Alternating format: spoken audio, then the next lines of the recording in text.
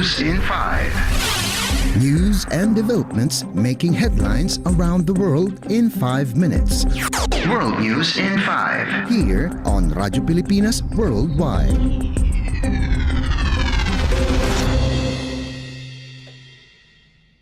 Good day. This is World News in 5 here on Radyo Pilipinas World Service.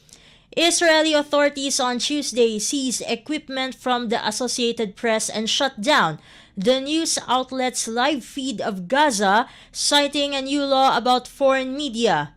Israeli officials seized a camera and broadcasting equipment belonging to the AP in southern Israel on Tuesday. The officials accused the AP of violating Israel's new ban on Al Jazeera. Al Jazeera is among the thousands of clients who receive live video feeds from the AP. Press freedom groups, the United States government, and the United Nations expressed concern about the incident. The AP called on the Israeli government to reverse the action. On Tuesday afternoon, officials from Israel's communications ministry arrived at the AP location in the southern Israeli town of Sderot and seized the equipment according to the AP. The officials gave the AP a piece of paper that was signed by Communications Minister Shlomo Karhi and alleged the AP was breaking Israel's new foreign broadcaster law. World News in 5. Here on Radyo Pilipinas Worldwide.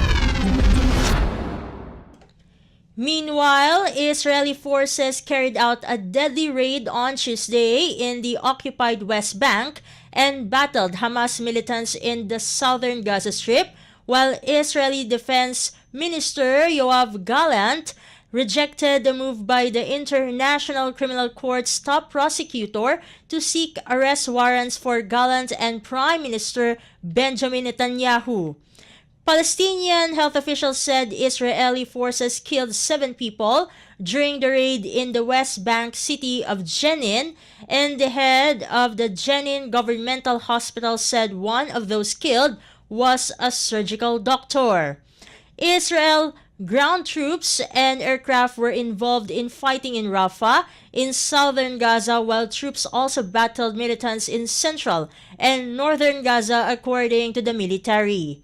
Gallant issued a statement on Tuesday calling the application for arrest warrants against him and Netanyahu disgraceful. ICC prosecutor Karim Khan announced on Monday he is seeking the warrants for Netanyahu and Gallant, along with 3 Hamas leaders in Gaza, for war crimes and crimes against humanity in connection with the Israel-Hamas war. Netanyahu said on Monday the prosecutor's move was a moral outrage of historic proportions. Meanwhile, U.S. President Joe Biden denounced what he called the ICC prosecutor's decision to equate Hamas terror attacks and civilian abductions in southern Israel with Israel's military practices in Gaza.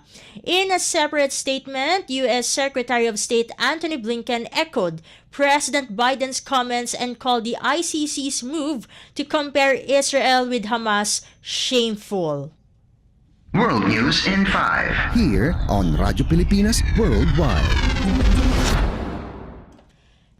And news from the Philippine Foreign Service Post, as part of the Philippine Embassy's continuing efforts to strengthen academic ties between the Philippines and Chile, Ambassador Celeste Vinzon Balatbat met with University of Chile Rector Rosa Deves to discuss initiatives covering various areas of cooperation.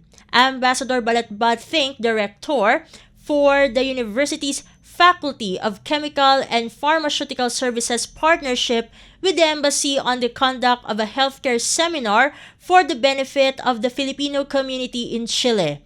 Discussions focus on joint research and people-to-people exchanges between the two institutions in music and the arts, astronomy, astrophysics, natural and engineering sciences, and research on science and technology, engineering and mathematics or STEM, medical and allied health services.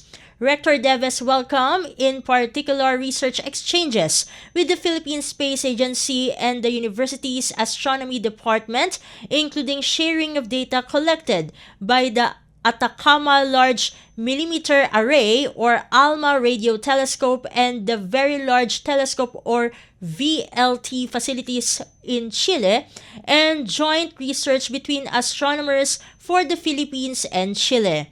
The embassy also offered to sustain joint activities with the University of Chile by facilitating linkages with the University of the Philippines, whose campus in Manila is known for its programs in medicine, dentistry, public health, and pharmacy.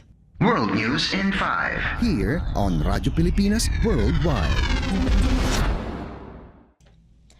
And that concludes today's edition of World News in 5. For Radyo Pilipinas World Service, this has been Steph Vicente. Good day and stay safe, everyone.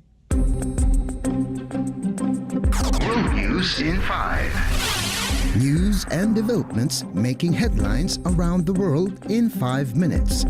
World News in 5. Here on Radyo Pilipinas Worldwide.